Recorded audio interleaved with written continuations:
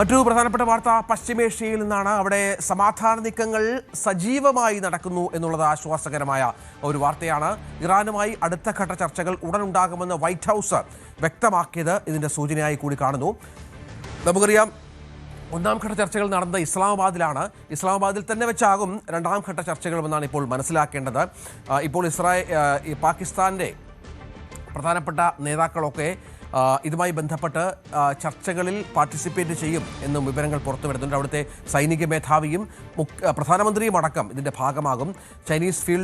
Pakistan field marshal Asim Muneer ഇറാനിലെത്തി എന്ന വിവരം കൂടി പ്രധാനപ്പെട്ടായി വരുന്നുണ്ട്. UAE വൈസ് പ്രസിഡന്റും ഇറാനിയൻ പാർലമെന്റ് സ്പീക്കറും തമ്മിൽ സംസാരിച്ചു. ഹോർമുസ് കടലിടുക്കിലെ US ഉപരോധം തുടരുന്നു. അമേരിക്ക ഉടൻ പിന്മാറാൻ തയ്യാറായില്ലെങ്കിൽ ചെങ്കടൽ ഉപരോധിക്കുമെന്നാണ് ഇറാന്റെ പുതിയ ഭീഷണി. അജയ് സുധാ ബിജു ഏറ്റവും പുതിയ വിവരങ്ങളുമായി ചേരും. അജയ്, ഇപ്പോൾ നമ്മൾ നേരത്തെയൊക്കെ പറഞ്ഞു വെച്ചതുപോലെ സമാധാന ശ്രമങ്ങൾ എത്രത്തോളം പുരോഗമിക്കുന്നു എന്നുള്ളതൊരു ആശങ്കാജനകമായ കാര്യമായിരുന്നു. കഴിഞ്ഞ ആദ്യഘട്ട ചർച്ചയിലൊന്നും ഒരു തരത്തിലുമുള്ള പ്രയോജനമുണ്ടായില്ല, തല്ലിപ്പിരിഞ്ഞു എന്ന് വേണമെങ്കിൽ പറയാം. പക്ഷേ ഇപ്പോൾ കാര്യങ്ങൾ കുറച്ചുകൂടി ഒന്ന് വ്യത്യസ്തമായി വരുന്നുണ്ട്. പ്രത്യേകിച്ചും പാകിസ്ഥാൻ്റെ ഇടപെടൽ ഇത് പ്രധാനമാണ്. ഇറാനും അമേരിക്കയും ഈ ഘട്ടത്തിൽ സമാധാനവും ഒക്കെ ആഗ്രഹിക്കുന്ന സാഹചര്യത്തിലേക്ക് എത്തിയെന്ന് കരുതാം, അല്ലേ? രഞ്ജിത്ത്, ഇപ്പോൾ അമേരിക്കയും ഇറാനും തമ്മിൽ ആദ്യഘട്ടത്തിൽ പ്രഖ്യാപിച്ചിരുന്ന വെടിനിർത്തൽ സമയം അത് ഈ വരുന്ന ഏപ്രിൽ 22-ന് അവസാനിക്കുകയാണ്. അപ്പോൾ ഈ അവസാനിച്ചു കഴിഞ്ഞാൽ അടുത്ത് വീണ്ടും ഒരു സംഘർഷം പശ്ചിമേഷ്യയിൽ ഉടലെടുക്കുമോ എന്ന് എല്ലാവരും തീർച്ചയായിട്ടും ആശങ്കയോടെ നോക്കിക്കാണുന്നുണ്ട്. പ്രത്യേകിച്ച് ഹോർമുസ് കടലിടുക്കിൽ ഉൾപ്പെടെ സംഘർഷ സാധ്യത അത് ഇപ്പോഴും സജീവമായി തന്നെ നിലനിൽക്കുകയാണ്. എന്നാലും നേരത്തെ നിശ്ചയിച്ചിരുന്ന ആ ഒരു വെടിനിർത്തൽ അതിലൊരു ലംഘനം വേണ്ട എന്ന് ഉദ്ദേശിച്ചാണ് ഇരു രാജ്യങ്ങളും സംയമനം പാലിക്കുന്നത്. അമേരിക്കയാണെങ്കിലും ഇറാനുമാണെങ്കിലും മേഖലയിലെ ഒരു സംഘർഷങ്ങൾ നിർത്തിവെച്ചിരിക്കുന്നത് ഇത് കാരണമാണ്. മാത്രമല്ല, ഇസ്രായേൽ ഇറാനുള്ളിൽ സൈനിക നീക്കങ്ങൾ തുടരും എന്ന് നേരത്തെ തന്നെ അറിയിച്ചതുമാണ്. അപ്പോൾ അവരും ഈ വെടിനിർത്തൽ കാലയളവ് അവസാനിക്കുന്നതിനായിട്ട് അവരും ഒന്ന് നോക്കിയിരിക്കുന്നുണ്ട്. അപ്പോൾ ഈ മേഖലയിലുള്ള സാഹചര്യം അത് വീണ്ടും കലുഷിതമാകാതിരിക്കാനുള്ള ശ്രമങ്ങൾ അമേരിക്കയുടെ ഭാഗത്തു നിന്നും അതുപോലെ തന്നെ ഇറാന്റെ ഭാഗത്തു നിന്നും നടക്കുന്നു എന്ന് നമുക്ക് നിലവിലെ സാഹചര്യത്തിൽ കാണാൻ കഴിയും. ഇപ്പോൾ ഇപ്പോൾ വൈറ്റ് ഹൗസ് പ്രസ് സെക്രട്ടറി ആയിട്ടുള്ള കരോലിൻ ലെവിറ്റ് കഴിഞ്ഞ ദിവസം മാധ്യമങ്ങളെ കണ്ടിരുന്നു. അപ്പോൾ ഈ ഇറാനുമായിട്ട് നടക്കാനിരിക്കുന്ന ചർച്ചകളെ സംബന്ധിച്ചുള്ള കൂടുതൽ വിശദാംശങ്ങൾ അവർ പങ്കുവയ്ക്കുകയുണ്ടായി. അവർ പറഞ്ഞത് തീർച്ചയായിട്ടും അടുത്ത ഘട്ട ചർച്ചകൾ ഉടൻ തന്നെ നടക്കും എന്നാണ് കരോലിൻ ലെവിറ്റ് സൂചിപ്പിച്ചത്. അതും ഇസ്ലാമാബാദിൽ വെച്ച് തന്നെ ആ ചർച്ചകൾ നടത്താനാണ് അമേരിക്ക ഉദ്ദേശിക്കുന്നതെന്നാണ് കരോലിൻ ലെവിറ്റ് സൂചിപ്പിക്കുകയും ചെയ്തിരിക്കുന്നത്. എന്നാൽ അത് എന്നാകും എന്നതിനെ സംബന്ധിച്ച് ഇതുവരെ വിവരങ്ങളൊന്നും നമുക്ക് ലഭിച്ചിട്ടില്ല. ആദ്യഘട്ട ചർച്ചകൾ അതിൽ പലതരം വിഷയങ്ങളിൽ അമേരിക്കയും ഇറാനും തമ്മിൽ അഭിപ്രായ ഭിന്നതയുണ്ടായിരുന്നു. ഇപ്പോൾ ഇറാന്റെ ആണവശേഷി സംബന്ധിച്ച് തന്നെ അമേരിക്കയ്ക്ക് ചില ആശങ്കകൾ ഉണ്ടായിരുന്നു. അതുൾപ്പെടെ അവർ പങ്കുവെക്കുന്ന സാഹചര്യം ഉണ്ടായിരുന്നു. എന്നാൽ ഇപ്പോഴും അത്തരം വിഷയങ്ങൾ പരിഹരിച്ചതായിട്ട് നമുക്ക് യാതൊരു അറിവുമില്ല. എന്തായാലും ഇപ്പോൾ അടുത്ത ഘട്ട ചർച്ചകൾക്ക് ഇപ്പോൾ ഇരു രാജ്യങ്ങളും മുതിരുമ്പോൾ എന്തൊക്കെ കാര്യങ്ങളാകാം രണ്ട് രാജ്യങ്ങളും, ഇപ്പോൾ അമേരിക്കയാണെങ്കിലും ഇറാനുമാണെങ്കിലും വിട്ടുവീഴ്ച ചെയ്യുക എന്നതും ഒരു ആകാംക്ഷയുള്ള കാര്യമാണ്. ഇതിനിടെ ഇറാനെ അനുനയിപ്പിക്കാൻ വേണ്ടി പാകിസ്ഥാന്റെ ഭാഗത്തു നിന്നൊരു ശ്രമം നടക്കുന്നുണ്ട്. പാകിസ്ഥാന്റെ ഫീൽഡ് മാർഷലായിട്ടുള്ള അസീം മുനീർ അദ്ദേഹം ഇപ്പോൾ ഇറാനിലെത്തിയിരിക്കുകയാണ്. ടെഹ്റാനിൽ വെച്ച് അവിടെ ഇറാനിയൻ ഉദ്യോഗസ്ഥരുമായിട്ട് അസീം മുനീർ ചർച്ചകൾ നടത്തുന്നു എന്നൊരു വിവരം കൂടി നമുക്ക് ലഭിക്കുന്നുണ്ട്. അപ്പോൾ ഇറാന്റെ ഭാഗത്ത് നിന്ന് ചില കടുംപിടുത്തങ്ങൾ അത് ഒഴിവാക്കാനുള്ള നീക്കമായിരിക്കാം ചിലപ്പോൾ പാകിസ്ഥാന്റെ ഭാഗത്തു നിന്ന് നടക്കുന്നത് എന്ന് നമുക്ക് അനുമാനിക്കാൻ സാധിക്കും. ഇതിനിടെ മറ്റൊരു കാര്യം മേഖലയിൽ ഒരു ഇൻട്രസ്റ്റിംഗ് ആയിട്ടുള്ള കാര്യമുള്ളതെന്ന് പറഞ്ഞാൽ ഇറാനും അതുപോലെ തന്നെ UAEയും തമ്മിൽ ചില ചർച്ചകൾ നടക്കുന്നുണ്ട്. നമുക്കറിയാം, ഈ പശ്ചിമേഷ്യയിൽ സാഹചര്യങ്ങൾ വഷളായിരുന്നപ്പോൾ ഏറ്റവും കൂടുതൽ ആക്രമിക്കപ്പെട്ട രാജ്യങ്ങളിലൊന്നാണ് UAE എന്ന് പറയുന്നത്. അപ്പോൾ UAEയുടെ വൈസ് പ്രസിഡന്റ് ആയിട്ടുള്ള ഷെയ്ഖ് മൻസൂർ ബിൻ സായിദും അതുപോലെ തന്നെ ഇറാന്റെ പാർലമെന്റ് സ്പീക്കറായിട്ടുള്ള മുഹമ്മദ് ബാഖർ ഖാലിബാഫും തമ്മിലാണ് നിലവിൽ ഈ ചർച്ചകൾ നടക്കുന്നത്.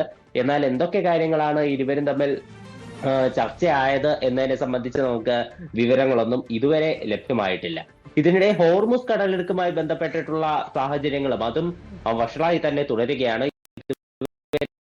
ഒരു അനുനയ ചർച്ചകൾ മേഖലയിൽ ആരംഭിച്ചിട്ടില്ല ഈ ഹോർമുസുമായി ബന്ധപ്പെട്ട്. ഇപ്പോഴും ഇറാനിയൻ തീരത്തേക്ക് വരുന്ന കപ്പലുകളെ അമേരിക്ക തടയുന്നുണ്ട്. അതുപോലെ ഇറാനിയൻ തീരത്ത് നിന്ന് പുറപ്പെടുന്ന കപ്പലുകളെയും അമേരിക്ക തടഞ്ഞു വരുന്നതായിട്ടാണ് US നൽകുന്ന വിവരം. എന്നാൽ നമുക്ക് ലൈവ് ട്രാക്കർ വഴി നോക്കുമ്പോൾ ചില കപ്പലുകൾ മേഖലയിലൂടെ കടന്നു പോയതായിട്ടൊക്കെ നമുക്ക് കാണാനും സാധിക്കും. അപ്പോൾ ഇതൊരു 100% ഏതൊക്കെ കപ്പലുകളെയാണ് US തടയുന്നത് എന്നത് ഇപ്പോൾ നിലവിൽ നമുക്ക് വ്യക്തമല്ല. ഇറാനിയൻ തീരത്ത് നിന്ന് പോകുന്ന കപ്പലുകളെ തടയും എന്ന് US നേരത്തെ വ്യക്തമാക്കിയ കാര്യമായിരുന്നു.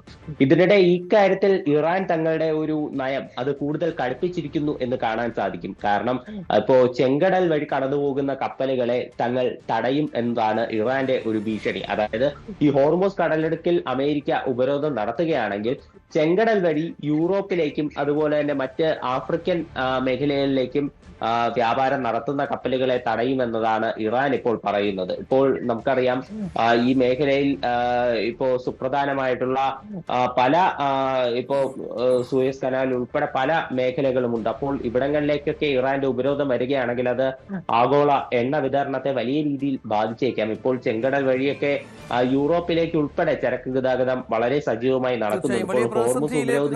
പോകുന്ന പശ്ചാത്തലത്തിൽ കൂടിയാണ് ഈ ചർച്ചകൾക്ക് വഴി തെളിയുന്നത് എന്നുള്ളത് ശുഭോക്തികരമായ കാര്യമാണ്. ഒരുപക്ഷെ ഇതൊക്കെ വളരെ പ്രധാനപ്പെട്ട ഒരു അവസാനത്തിലേക്ക് യുദ്ധമൊക്കെ എത്തിയേക്കാം. അല്ലെങ്കിൽ ഇപ്പോൾ തൽക്കാലം നമുക്ക് ആക്രമണങ്ങളുടെ കഥകളൊന്നും കേൾക്കാനല്ലോ അല്ലേ അജയ്? തൽക്കാലത്തേക്ക് നേരത്തെ ഗൾഫ് മേഖലകളിൽ ആക്രമണം ഉണ്ടായിരുന്നു, ഇറാനിലേക്കുള്ള മിസൈൽ വർഷം ഉണ്ടായിരുന്നു, ഇസ്രായേലിൻ്റെയും അമേരിക്കയുടെയും ഒക്കെ ഭാഗത്തു നിന്ന്. ഇപ്പോൾ ഈ ഉപരോധങ്ങളും കപ്പലുകൾ തടയുക എന്നതിനപ്പുറത്ത് പരസ്പരം മിസൈൽ ആക്രമണങ്ങൾ, ഡ്രോൺ ആക്രമണങ്ങൾ, അത്തരം കാര്യങ്ങളെക്കുറിച്ചൊന്നും കഴിഞ്ഞ കുറേ ദിവസങ്ങളായി കേൾക്കുന്നില്ല. അത് ഈ വെടിനിർത്തൽ കരാറിന്റെ ഭാഗമായി തന്നെയാണ് എന്ന് പാകിസ്ഥാൻ അവകാശപ്പെടുന്നതിന്റെ പിന്നിലും സത്യമുണ്ടോ? തീർച്ചയായിട്ടും ഈ വെടിനിർത്തൽ പ്രാബല്യത്തിൽ വന്നത് കാരണം തന്നെയാണ് ഇരു രാജ്യങ്ങളും ഇപ്പോൾ ഒരു നേരിട്ടുള്ള ആക്രമണങ്ങൾക്ക് മുതിരാത്തത്. ഇപ്പോൾ വ്യോമാക്രമണങ്ങളും അതുപോലെ തന്നെ മറ്റു രീതിയിലുള്ള ആക്രമണങ്ങളും എല്ലാം നിർത്തിവെച്ചിരിക്കുകയാണ്. ഇപ്പോൾ ഈ അമേരിക്കയും ഇറാനും തമ്മിലാണ് ഈ വെടിനിർത്തലെങ്കിലും ഇപ്പോ ഇസ്രായേലും ഈ ഒരു വെടിനിർത്തൽ അംഗീകരിച്ചുകൊണ്ട് ആക്രമണങ്ങൾ നിലവിൽ നടത്താത്ത ഒരു പശ്ചാത്തലം കൂടിയുണ്ട്. അതുപോലെ തന്നെ പക്ഷേ ഇപ്പോൾ ലെബനിലേക്ക് ഇസ്രായേൽ ഇപ്പോഴും ആക്രമണങ്ങൾ നടത്തുന്നു എന്നുള്ള വിവരങ്ങളാണ് നമുക്ക് ലഭിക്കുന്നത്. ഇപ്പോഴും സജീവമായി തന്നെ ഹിസ്ബുള്ളയ്ക്ക് ഗ്രൂപ്പിനെതിരെയുള്ള ആക്രമണങ്ങൾ അവർ തുടർന്നുകൊണ്ടിരിക്കുന്നു. ഇതിനിടെ ലെബനിലുള്ള അംഗീകൃത സർക്കാരും അതുപോലെ തന്നെ ഇസ്രായേലും തമ്മിൽ ചില നയതന്ത്ര ചർച്ചകളും നടക്കുന്നുണ്ട്. ഈ ചർച്ചകൾ ഇപ്പോൾ പുരോഗമിച്ചുകൊണ്ടിരിക്കുന്നു. അതേസമയം ഒരു വെടിനിർത്തൽ കഴിഞ്ഞിട്ടുള്ള ചർച്ചകളല്ല ലബനനും ഇസ്രായേലും തമ്മിൽ നടക്കുന്നത്.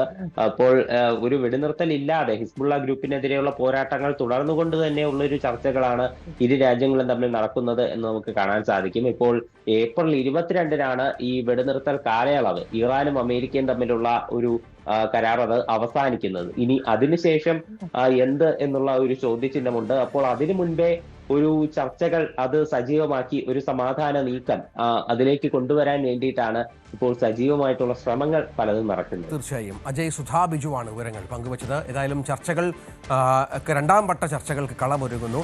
അതിന് പാകിസ്ഥാൻ മധ്യസ്ഥത വഹിക്കുന്നു. ഇറാനും അമേരിക്കയും അവരുടെ നേതാക്കൾ പരസ്പരം കാണും, വിഷയങ്ങൾ ചർച്ച ചെയ്യും. ആ ചർച്ചകളിലെങ്കിലും ഇത്തരം പ്രശ്നങ്ങൾ അവസാനിക്കട്ടെ, സമാധാനത്തിലേക്ക് മധ്യേഷ്യ അടക്കം വരട്ടെ, പശ്ചിമേഷ്യ അടക്കം വരട്ടെ എന്നാണ് നമുക്ക് പ്രതീക്ഷിക്കാനുള്ളത്.